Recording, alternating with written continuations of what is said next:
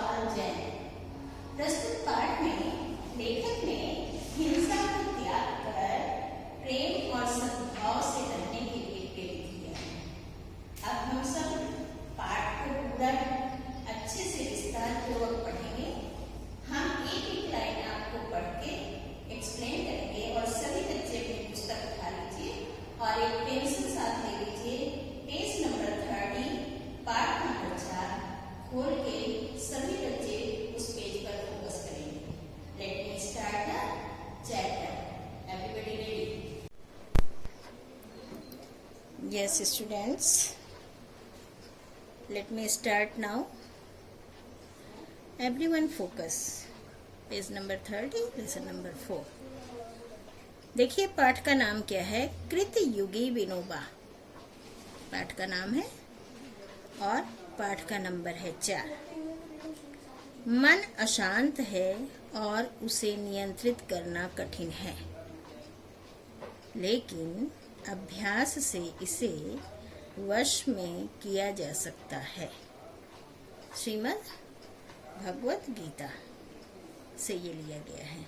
हम इसे आपको समझा देते हैं। मन अशांत है और उसे नियंत्रित करना कठिन है। कहने तात्पर्य मन जब अशांत होता है तो उसे कंट्रोल करना बड़ा मुश्किल होता है, लेकिन अगर हम इस चीज़ की प्रैक्टिस करें कि हम अपने मन को कंट्रोल करेंगे तो हम कर सकते हैं। थोड़ा टाइम लगेगा, लेकिन यह काम असंभव नहीं है। आगे देखिए, तुम्हारे लिए कौन सा विशेषण काम में लाऊं मुझे नहीं सूझता। तुम्हारा प्रेम और चरित्र मुझे मोह में डुबो देता है। ये महात्मा गांधी जी विनोबा भावे के लिए कह रहे हैं।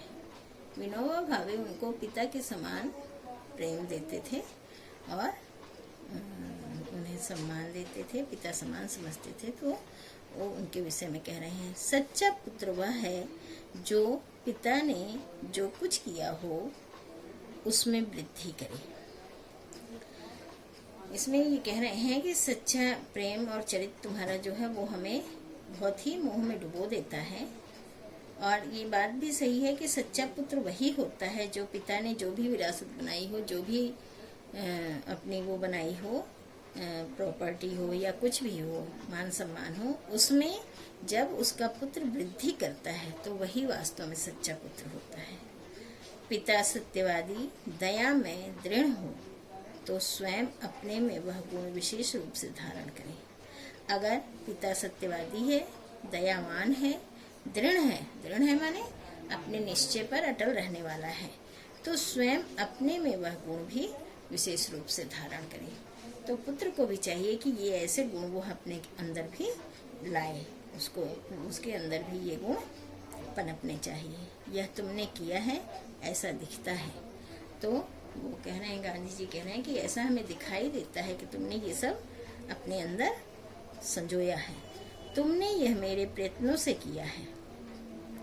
मैं जानता हूँ कि ये सब तुमने मेरे प्रयास से किया है, मेरे प्रयत्न से किया है। ऐसा मुझे नहीं मालूम होता, लेकिन ये मुझे मालूम नहीं होता है कि मेरे प्रयत्न से या मेरे चाहने से या मेरे प्रयास से तुमने ये सब किया। इस कारण तुमने जो पिता का पद दिया है, इसलिए तुमने हमें जो पिता का पद दिया है, उसे मैं तुम्हारे प्रेम की भेंट के रूप में स्वीकार करता हूँ।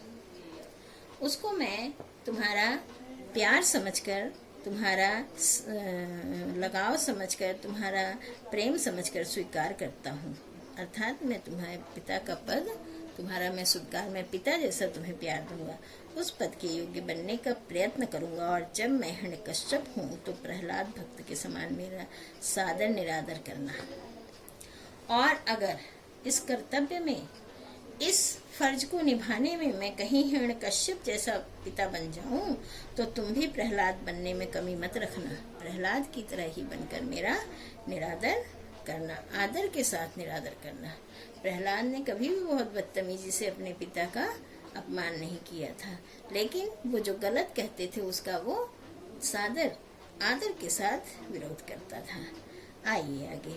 सन 1918 में महात्मा गांधी ने ये उद्गार उस विभूति के लिए प्रकट किए थे जिसके महान व्यक्तित्व, अपूर्व कृतित्व ने भारत को नहीं विश्व के अनेक देशों को भी चमत्कृत कर दिया था।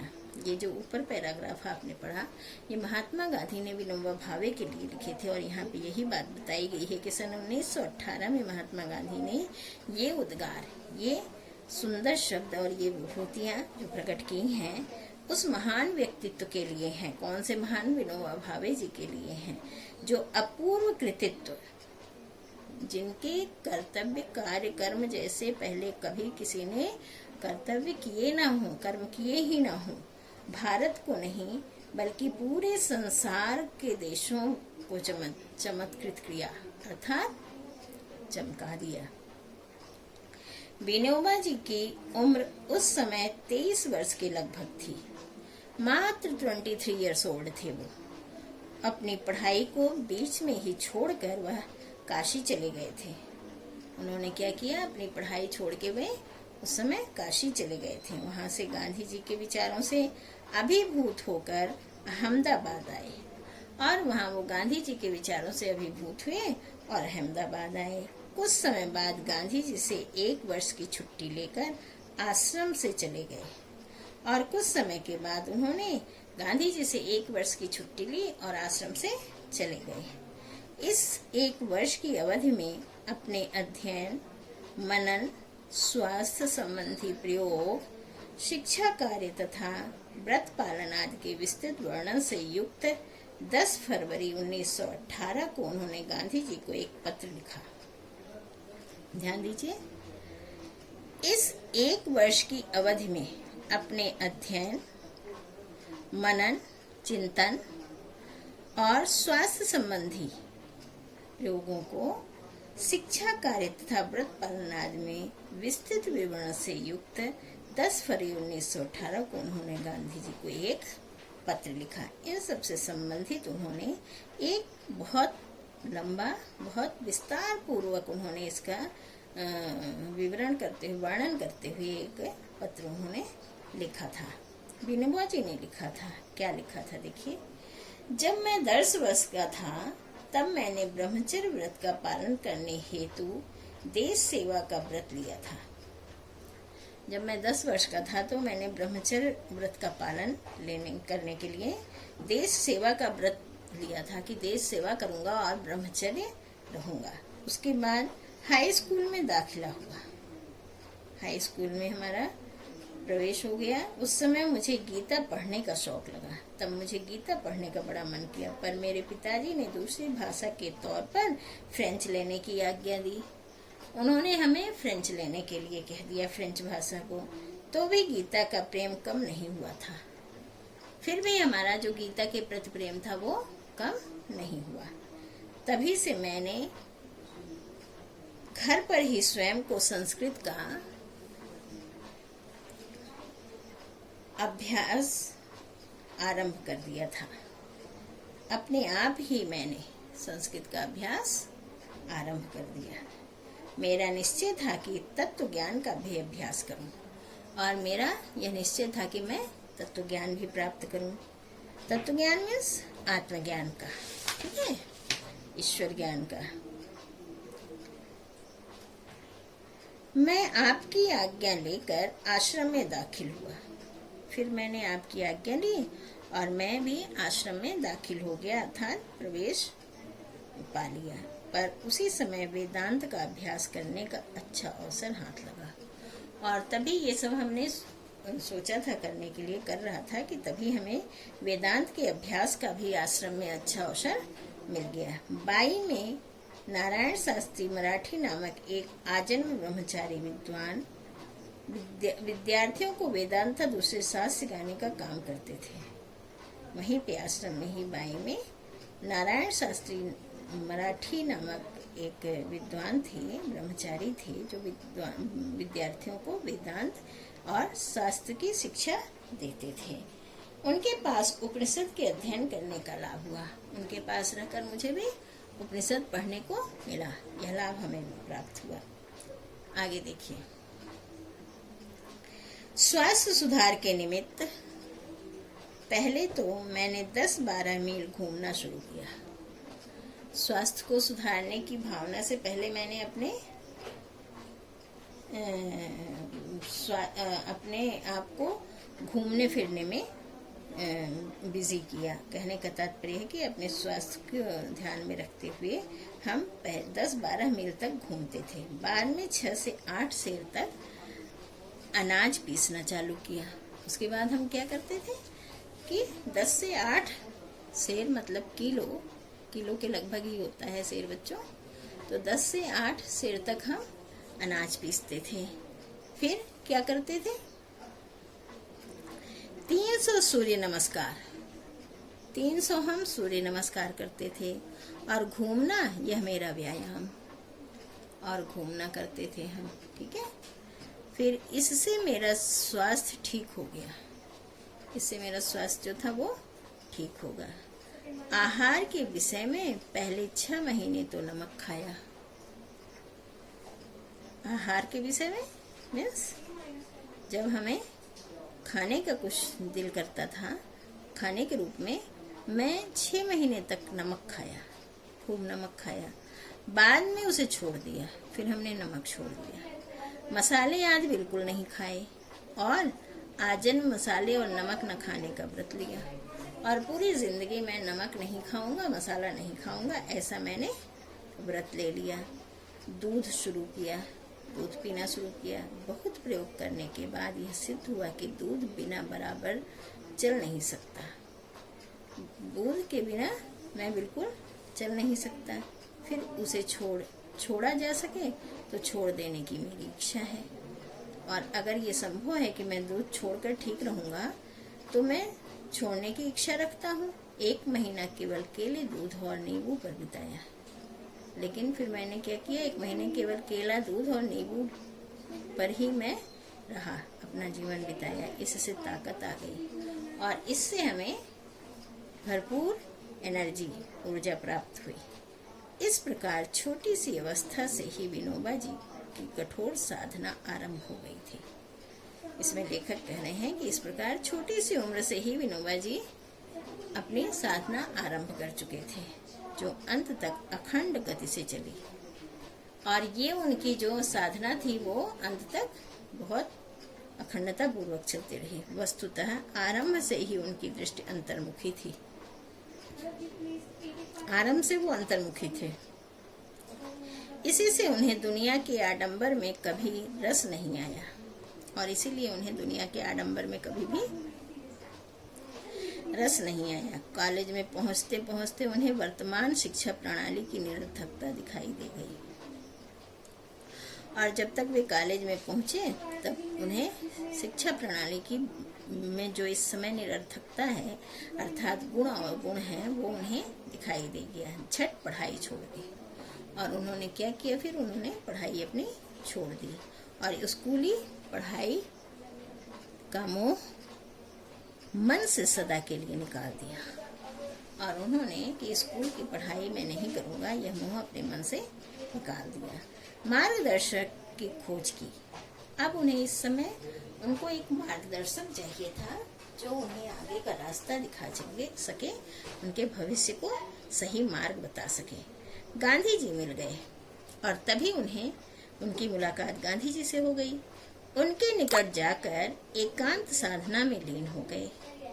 वो गांधी जी के जितने समीप आए और गांधी जी से प्रभावित होकर और उनके मार्गदर्शन में उन्होंने पहले एकांत साधना में अपने आप को लीन कर लिया। पिता अत्यंत निष्प्रिय व्यक्ति थे। पिता उनके बिल्कुल ही लालच विहीन व्यक्ति थे, बिल्कुल भी नाम मात्र का भी उनके अंदर लालच नहीं था। उनसे विरासत में वैराग्य की भावना मिली और विरासत के रूप में उन्हें अपने पिता से वैराग्य मिला। गांधी जी के अंदर भी वैराग्य था। माँ ईश्वर भक्त, माँ जो थी वो ईश्वर की भक्ति में लीन रहती थी। दयालु तथा करुणामयी थी और अत्यधिक दयालु थी और करुणामयी थी, अर्थात सहानुभूति करने वाली थी। उनसे ये गुण लिए, ये दोनों गुण हमें माँ से प्राप्त हो गए। विनोबा भावे जी का जन्म 11 सितंबर 1895 महाराष्ट्र के गागोदा नामक ग्राम में हुआ था। तो आप समझ गए कि 11 सितंबर 1895 में और कहाँ हुआ था? महाराष्ट्र के गागोदा नामक गांव में हुआ था। उनकी प्रारंभिक शिक्षा बड़ौदा में हुई और स्टार्टिंग की उनकी जो पढ़ाई लिखाई थी वो बड़ौदा में हुई। वहीं से उन्होंने सन 1913 में हाई स्कूल की परीक्षा पास की और वहीं से वो हाई स्कूल पास किए। वह मेधावी छात्र थे, वो बहुत ही पढ़ने में प्रतिभाशाली थे, बड़े मेधावी, बहुत ही कुशाग्र बुद्धि के थे। गणित का विषय प्रिय विषय था, गणित उनका बहुत प्रिय विषय था। मराठी में कई बार 100 में से 99 अंक प्राप्त किए। गणित में वो कई बार मराठी में 100 में से 99 नंबर उन्हें प्राप्त होते थे। इंटर की परीक्षा देने मुंबई जा रहे थे कि देशभक्ति और वैराग्य की भावना ने उनका मुंह दूसरी ओर मोड़ दिया। वो जब इंटर की परीक्षा देने मुंबई जा रहे थे, अचानक ही देशभक्ति और वैराग्य की भावना उनके अंदर जो इतनी प्रबल हो गई कि उन्हें दूसरी ओर मोड़ दिया। वह काशी गए, वह काशी चले गए। उन्हीं दिनों हिंदू विश्वविद्यालय के उद्घाटन समारोह के अवसर पर गांधी जी वहां आए थे और इत्तेफाक कि उसी समय वहां पर गांधी जी भी आए हुए थे। जैसा मैं जानता हूँ, थोड़े पत्र व्यवहार के उपरांत वह गांधी जी के निकट पहुंच गए। उन्होंने गांधी जी से थोड़ा पत्र व्यवहार किया और वो उनके बड़े करीबी हो गए, बहुत क्लोज हो गए उनसे। साबरमती, वर्धा, नालवाड़ी तथा परमधाम में उन्होंने जो प्रयोग किए उसकी विस्तार से चर्चा करना असंभव है। इन जगहों पे जिन जगहों के नाम दिए गए हैं, साबरमती, वर्धा, नालवाड़ी और परमधाम, यहाँ पे जो भी प्रयोग उन्होंने किया था वो उसकी चर्चा करना यहाँ पे इस पाठ में असंभव है। अपने मौलिक चिंतन से उन्होंने कताई, सफाई तथा बुनियादी शिक्षा में असामान्य क्रांति की। अपने मूल रूप से जो उनका चिंतन था, उनका बेसिक जो विचार था, सोच थी, वो उन्होंने कताई में, सफाई में और बुनियादी शिक्षा में बहुत ही क्रांति ला दी। उससे उन्होंने क्रांति दिखा दी। उनकी कताई की योग्यता के विषय में गांधी जी का कहना था कि इन विनोबा भावे जी इतने निष्णात हो गए हैं कि उन्हें ही कम लोग उनकी तुलना में रखे जा सकते हैं, बहुत ही कम लोग। यहाँ पे कह रहे हैं, गांधी जी ने कहा कि विनोबा भावे जी कताई में इतने ज्यादा निपुण हो गए थे, निष्णात माने निपुण हो गए थे, पारंगत हो गए थे कि बहुत कम लोग थे जिनसे उनकी तुलना की जा सकती थी। सन 1951 में उनके जीवन में एक नया मोड़ आया। सर्वोदय सम्मेलन में भाग लेने के लिए उन्होंने वर्धा से शिवरामपल्ली की पैदल यात्रा की।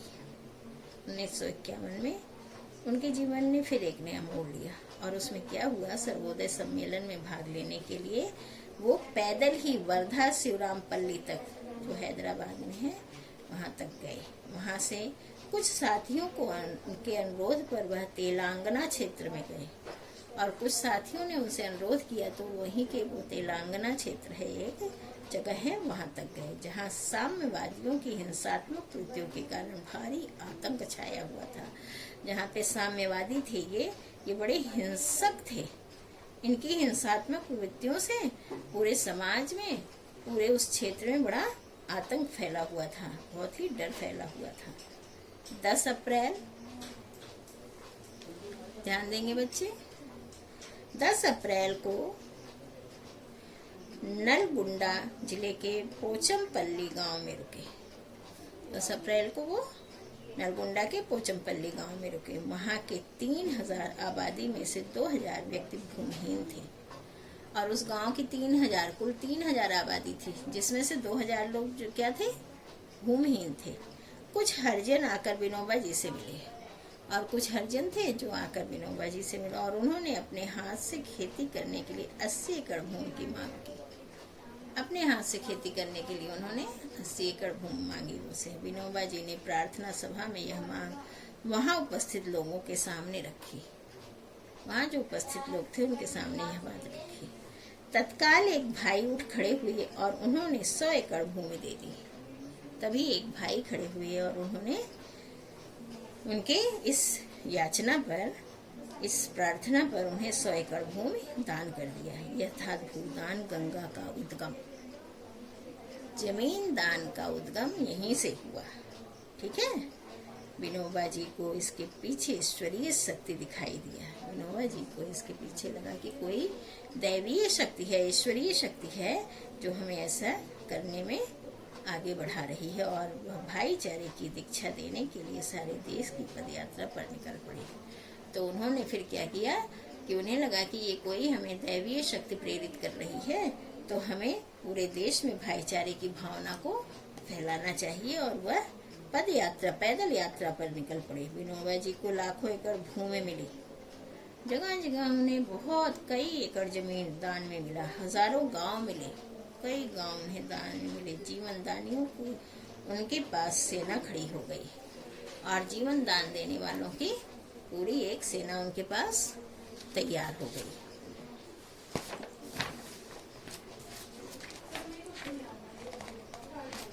आगे देखिए, शांति सैनिकों की टोलियां तैयार हो गईं।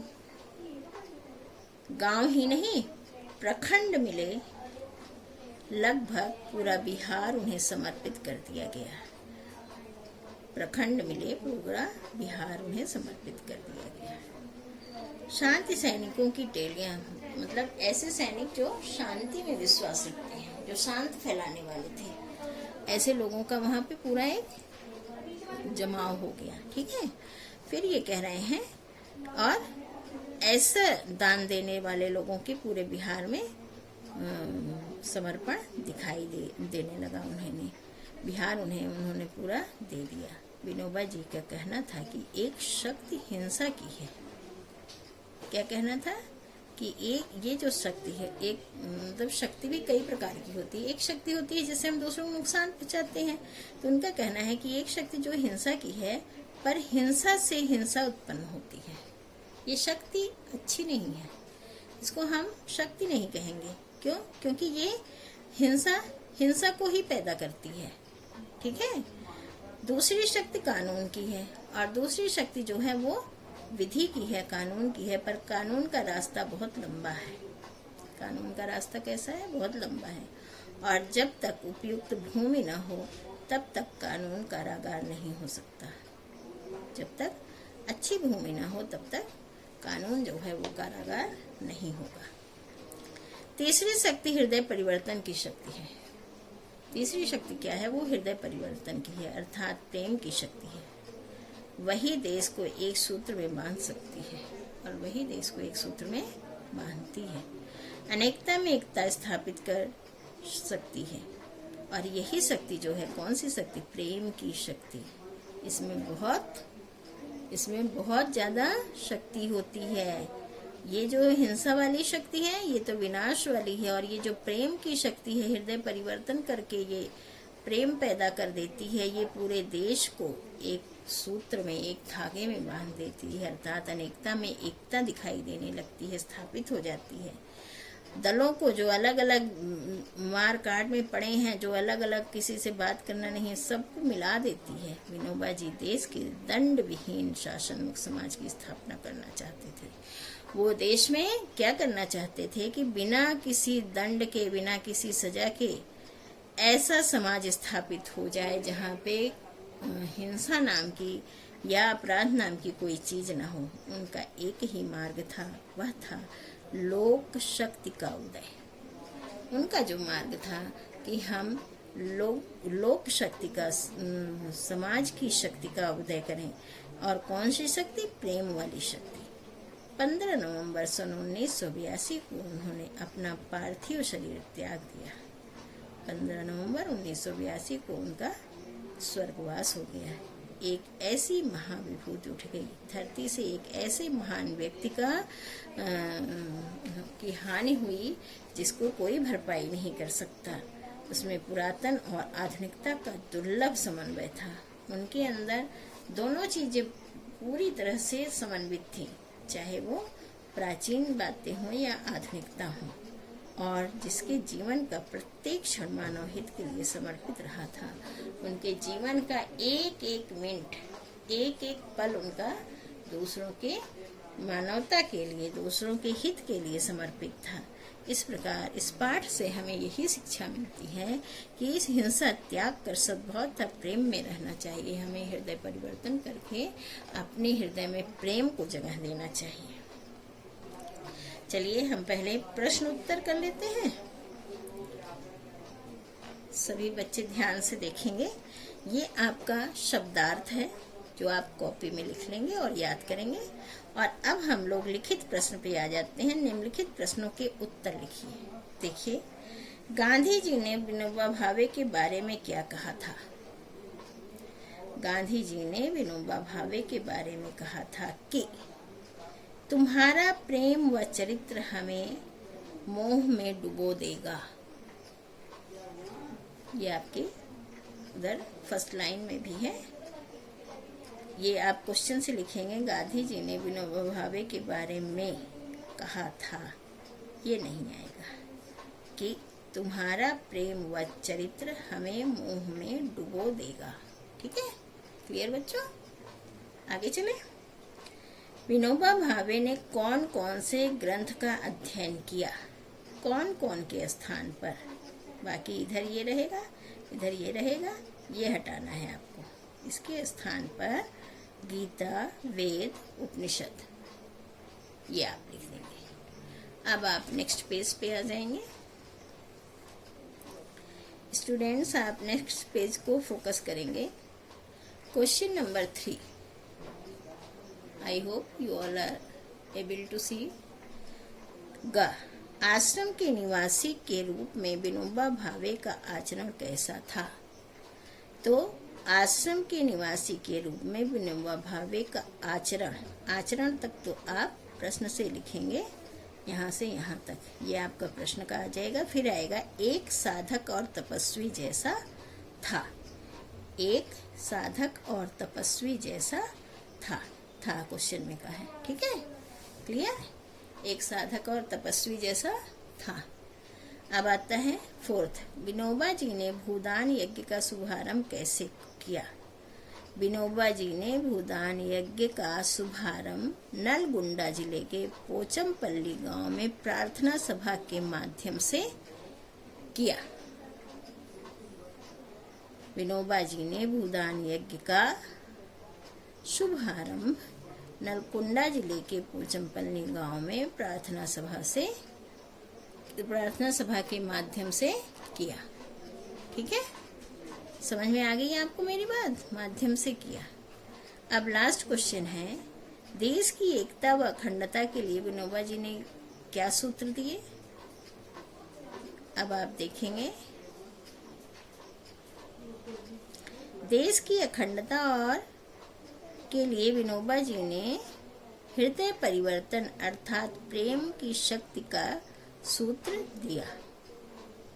देश की अखंड, यहाँ तक विनोबा जी ने तक आप प्रश्न से लिखेंगे। फिर लिखेंगे हृदय परिवर्तन अर्थात प्रेम की शक्ति का सूत्र दिया।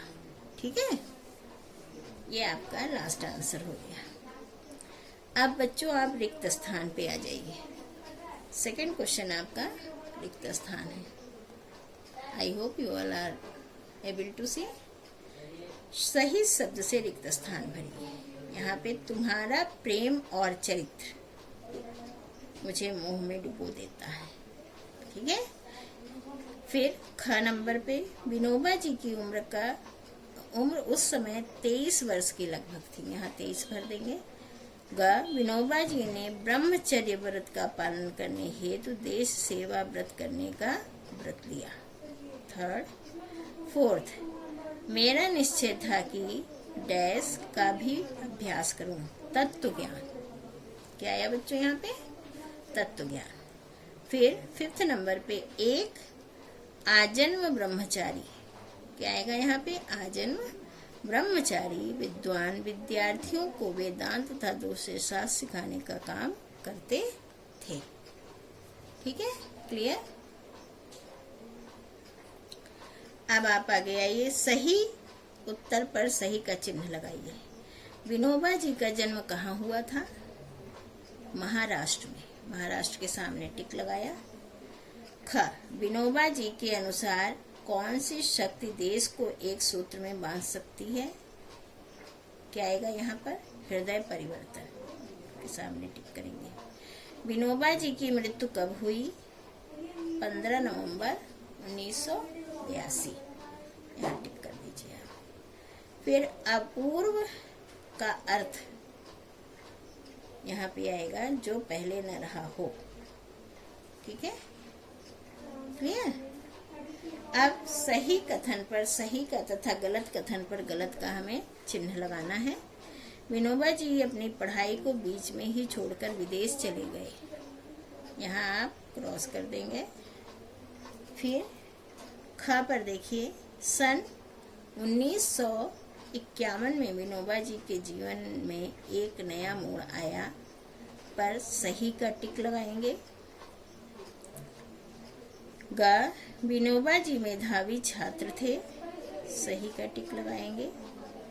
फिर घ, अपने मौलिक चिंतन से विनोबा जी ने कताई, सफाई तथा बुनियादी शिक्षा में असामान्य क्रांति की, सही का टिक लगाएंगे। अंगा, विनोबा जी में पुरातनता और आधुनिकता का दुर्लभ समन्वय था, इस पे भी आप सही का टिक लगाएंगे। क्लियर? फर्स्ट गलत है, सेकंड, थर्ड, फोर्थ, फिफ्थ ये आपके सही है। अब आपका आता है वाक्य प्रयोग। वैसे तो ये वाक्य प्रयोग आप स्वयं भी कर सकते हैं, अपनी इच्छा अनुसार आप वाक्य बना सकते हैं। फिर भी हमने कुछ वाक्य बनाए हैं, देख सकते हैं आप। सच्चा, रामदीन का लड़का सच्चा पुत्र बनकर उसकी सेवा करता है। विस्तृत, भारत की शिक्षा प्रणाली विस्तृत है। दुर्लभ, यह जानवर धरती की दुर्लभ प्रजाति है। अंतर्मुखी, विनोबा जी की दृष्टि आरंभ से ही अंतर्मुखी थी। प्रत्येक व्यक्ति का अपना आचरण होता है। ठीक है, ये हमने आपकी वाक्य बना दिए हैं। अब आप नेक्स्ट पेज पर मूव कर जाएं। नेक्स्ट पेज पे आएंगे सभी बच्चे, और नेक्स्ट पेज पर आप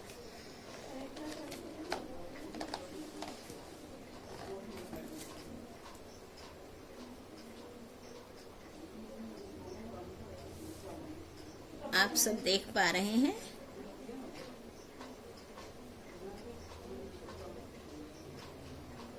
देखिए, उसे मैं तुम्हारे, ये पुरुषवाचक सर्वनाम है। उसे मैं तुम्हारे के नीचे अंडरलाइन करिए और लिखिए पुरुषवाचक सर्वनाम। मेरे, तुमने, ये भी पुरुषवाचक सर्वनाम है। ठीक है बच्चों, पुरुषवाचक सर्वनाम,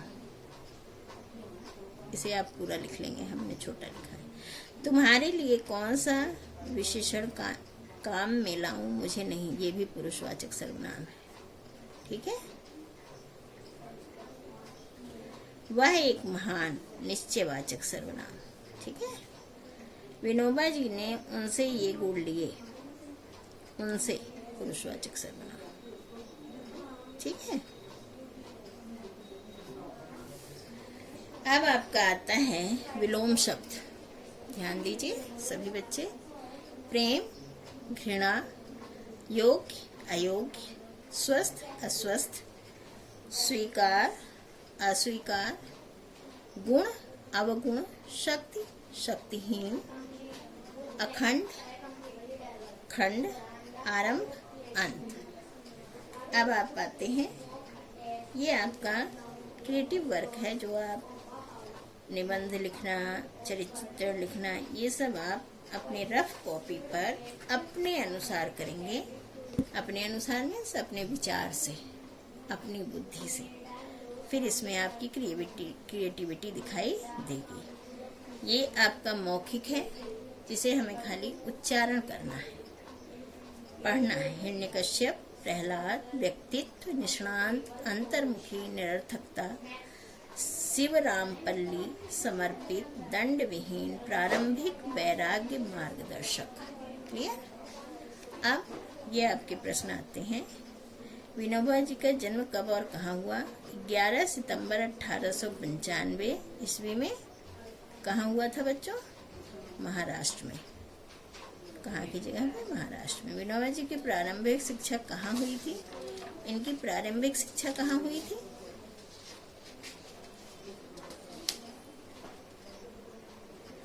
आइए आप पेज नंबर बड़ौदा में। क्या है ये? इनकी प्रारंभिक शिक्षा बड़ौदा में हुई थी। कहाँ हुई थी बच्चों? बड़ौदा में। विनोबा जी देश में किस प्रकार के समाज की स्थापना करना चाहते थे? कैसा समाज वो स्थापित करना चाहते थे? हैं? एक ऐसा समाज जहाँ पे प्रेम, बिल्कुल प्रेम ही प्रेम हो।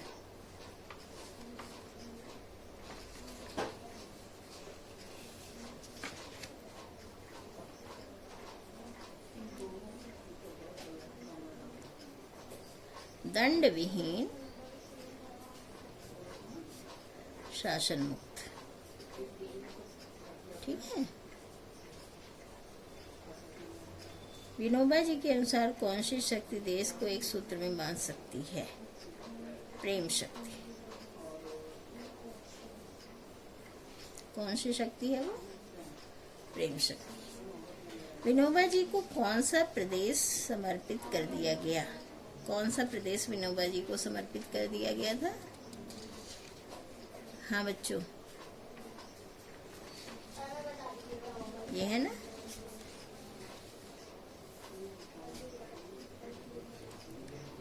सर्वस्व भाग ने उन्हें वर्धा से रामपल्ली,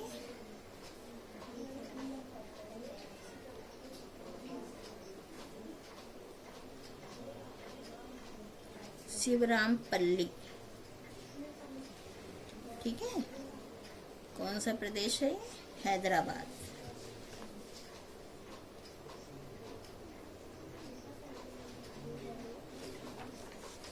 यहाँ पे आप क्या लिखेंगे? हैदराबाद। क्लियर? ये आपका पाठ यहाँ पर समाप्त हो गया। अब सभी बच्चे ये जो आपका प्रश्नोत्तर है लिखित वाला, ये आप 5 प्रश्न अपने प्रश्नोत्तर की कॉपी में लिखेंगे और उसके साथ ही आप शब्दार्थ लिखेंगे। Clear students? और अब आपका पाठ यहाँ पे समाप्त हो जाता है। इसके बाद हम आपको सिलेबस देंगे जो फर्स्ट यूनिट टेस्ट का होगा। तो फर्स्ट यूनिट टेस्ट की भी तैयारी करनी होगी। जल्दी ही आपके डेट आने वाली है फर्स्ट यूनिट टेस्ट की। So I hope you all are understood well and do study well, complete your work neat and tidy. All the best.